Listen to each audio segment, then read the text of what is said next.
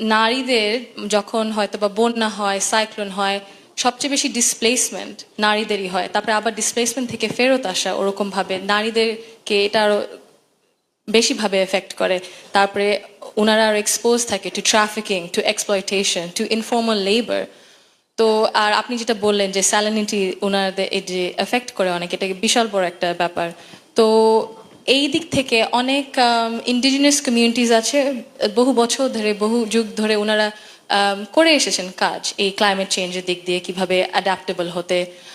নারীদেরকে আমার মনে হয় অতবা প্ল্যানিংয়েও ইনক্লুড করা হয় না, ক্লাইমেট চেঞ্জ পলিসিস কিভাবে প্ল্যানিং করা হবে, ডিজাস্টার প্ল্যানিংয়ে। তো অবশ্যই এটা আরো ইনক্লুশন, আমাদের ইনক্লুশন আরো প্রয়োজন, কারণ যদি ইনক্লুশন না থাকে in leadership positions, mid level, junior, সবগুলো পজিশনে, তাহলে আমরা ওনাদের দৃষ্টিটা পাবো না।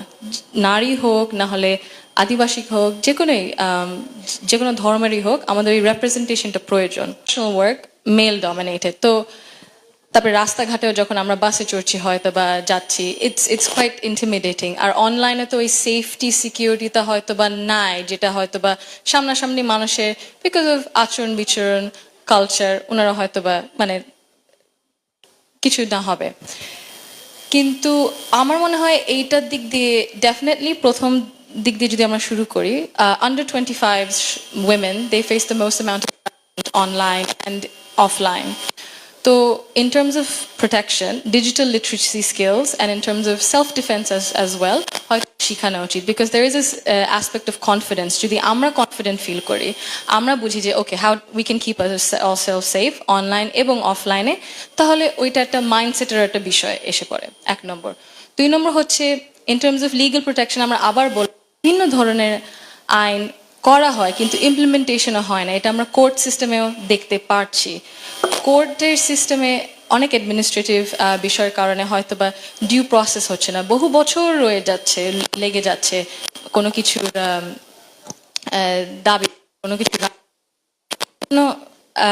আমাদের চিন্তা করতে হবে হয়তো বা প্রথমে কিভাবে থামানো যাবে। তারপরে আমরা বললাম যে হয়তো বা কমিউনিটি ডেস্ক যদি করা হয়, হয়তো বা কমিউনিটি ডেস্ক মতো রিপোর্টিং সিস্টেম যদি করা হয়, বেটার স্ট্রিট লাইটিং, অনেকগুলো রাস্তায় ঢাকা শহর ছাড়াও ঠিকমতো লাইটিং থাকে না রাত্রে, এই জন্য হয়তো বা for example because of safety and security reasons ওনাদের তাড়াতাড়ি দ্রুতভাবে বাসায় ফেরত যেতে পারবে।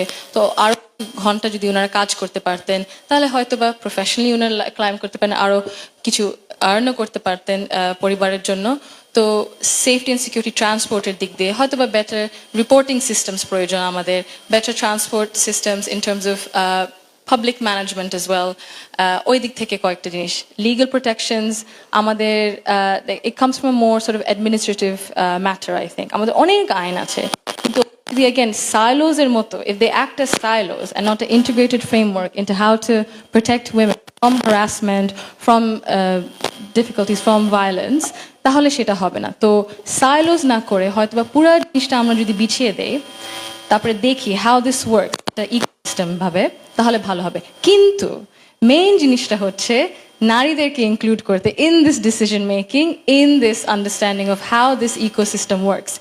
এইটা যদি প্রথম থেকে না শুরু করা হয়, তাহলে ওই দৃষ্টিটা থাকবে না যে how does this actually affect us day to day. So women should lead this protection.